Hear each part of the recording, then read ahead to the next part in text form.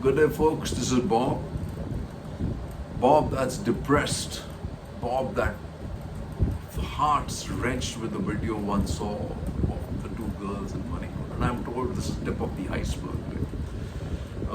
When asked, it's the strangest thing when asked by Times Now, when he's, which is incredible, right? When asked by Times Now, the Chief Minister Biren Singh said, I've heard that tape.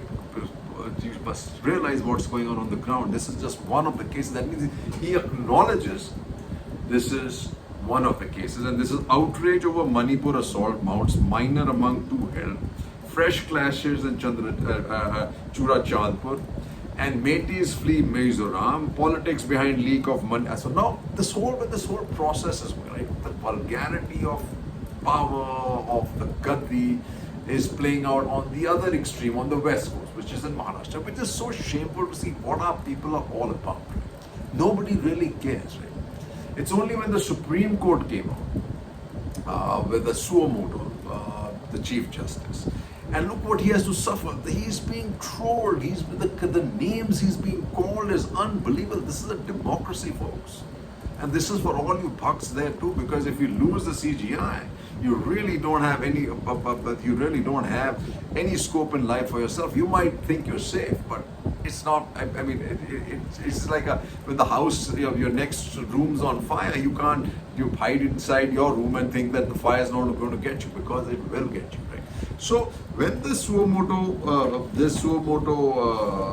observation came out and फटकार थी CGI ने कि आप 31 को हमारे को जवाब दीजिए, नहीं तो you tell us what you're going to do, remedial measures, or if you don't act, we will act. The question becomes, why aren't we doing anything? And ordinarily, and look at this, Arnab Goswami went to town and people are wondering what happened to him. He actually is questioning the government. He is telling them they should not be whataboutery. He's telling them that just let's talk about Manipur. And why every time we talk about Manipur, somebody brings up Rajasthan, somebody brings up Chhattisgarh, and that he's nailing the Prime Minister himself, because that's what the Prime Minister did. The first time he came out and said something in 2.5 months of this bloodletting, it's just this, that my growth se bada hua hai. But what 2 months ago, the governor is saying, folks, that I've been sending reports weekly and I've never seen anything like that. The National Commission for Women is saying that I've been asking and nobody's responding, right? Amit Shah has gone there right after this, and tell me if Amit Shah has gone there, spent 3 days on the 11th or 12th or something like that of May. This event happened on 4th. Just tell me, did he not know about this? Or he just didn't want to tell anybody about this, and hence the internet shutdown is actually working in reverse. I don't think the internet shutdown is about controlling spread of fake news. I think it's about spreading actual news to the rest of the world, because the rest of the world and India has only started acting up once we've seen this video. There's videos and videos. There's videos of a beheading. There are videos of a woman being shot in the middle of the road. Executed in the middle of the road, Taliban style. This is India. But what do we have? We have first the clowns, faltus or paltus like Ravi Shankar Prasad, who come out and what do they talk about? The politics behind leak of Manipur video. He talks about timing, and when you look at Ravi Shankar Prasad, you have to have a laugh. He's pumping up, pompous, he's angry. तो पूछो कांग्रेस से कि जब सत्ता शुरू होने वाली होती है, जब सेशन शुरू, उससे पहले ऐसे, listen to me, Ravi Shankar. If these guys had, and then Smriti Irani compounded by saying that the opposition knew about it. If the opposition knew about it, Smriti Irani for sure knew about it. If she knew about it, boomerang, boom. What did she do about it? She's, after all, the Child and Women's Welfare Minister and a Minority Welfare Minister. So, like I said, Smriti Irani was the next person who came out with a tweet after she got bloody trolled and that have called the Chief Minister, etc., etc. And then she's back in this whole game of, guess what? This. Video shows 2 women's troops stripped, row erupt. Now, this is West Bengal. So, this starts with protecting the Prime Minister. Prime Minister finally comes out and talks about Manipur, equates it, ethnic cleansing. 160 people are dead, rape of women, stripping of women, houses burned, 50,000 homeless. He equates it to an incident in Rajasthan, Chhattisgarh, and West Bengal. They are nowhere close to any of this. This is just so shameful, right?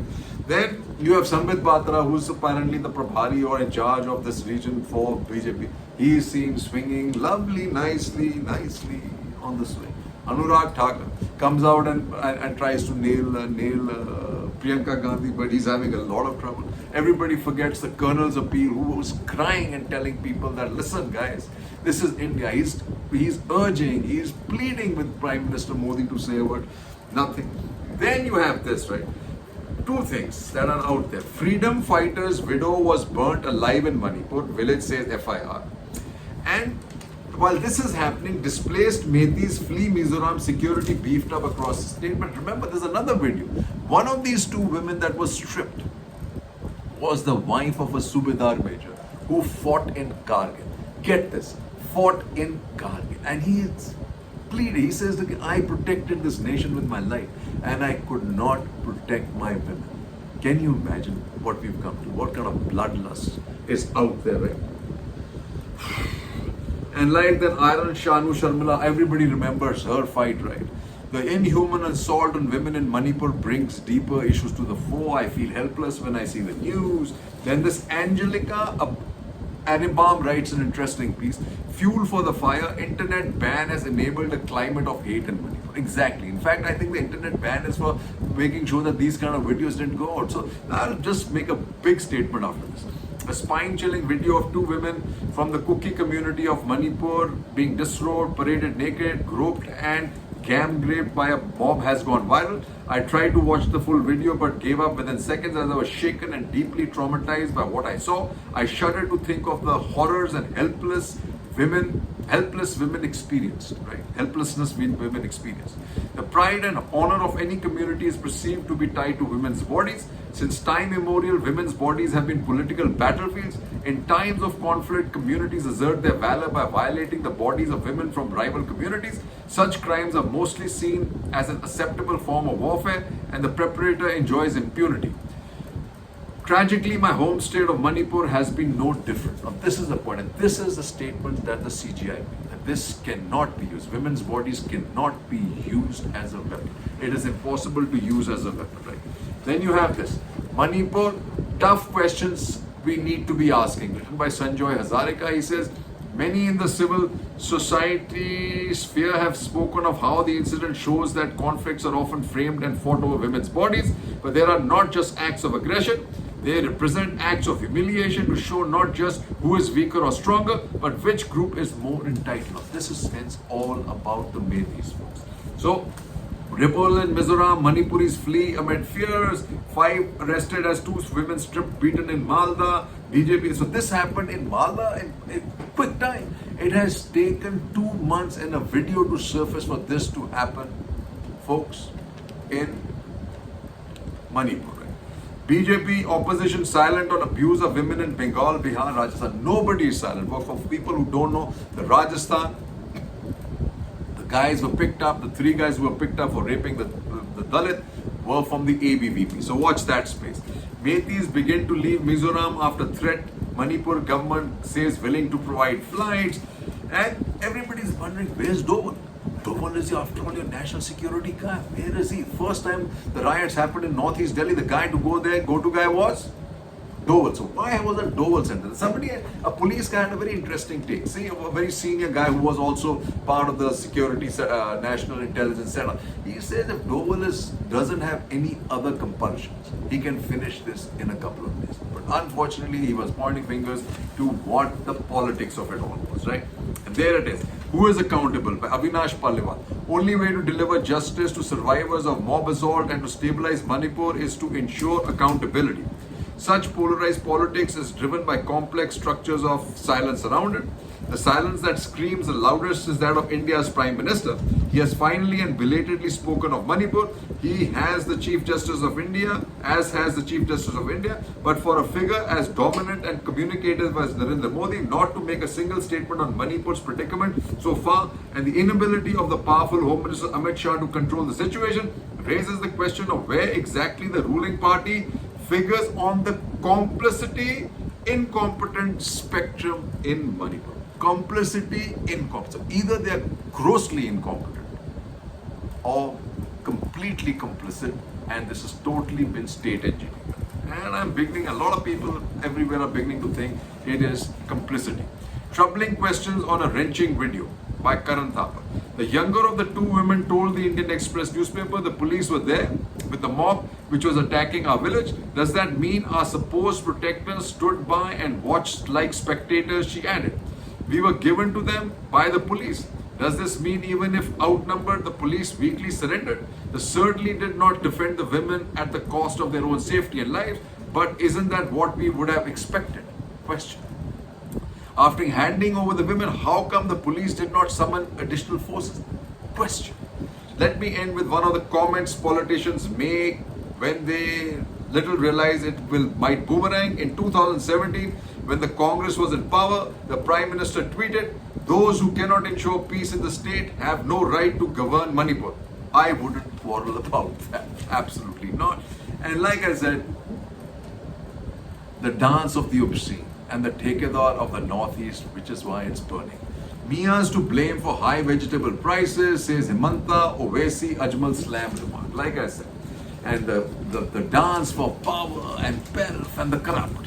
Ajit gets finance department despite opposition from Sena leader. Fadnavis and BJP lose 6 key departments to Ajit's team. Upset at being left out. More NCP MLAs from Ajit camp meet Pawar. And the guy who fought tooth and nail against the Pawar gang, a true BJP guy, with bullock carts full of files. Kirit Sumaya, out there, poor Kirit Sumaya. That's not about corruption, Kirit. It's about corruption in the opposition, not your own party, bro. Sumaya finds little support within party. Kirti Sumaya. People like him, they don't understand this new dispensation, folks. This is not about corruption. As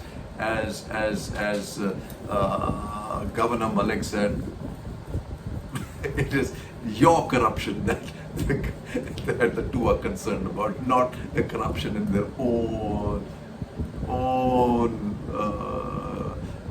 following.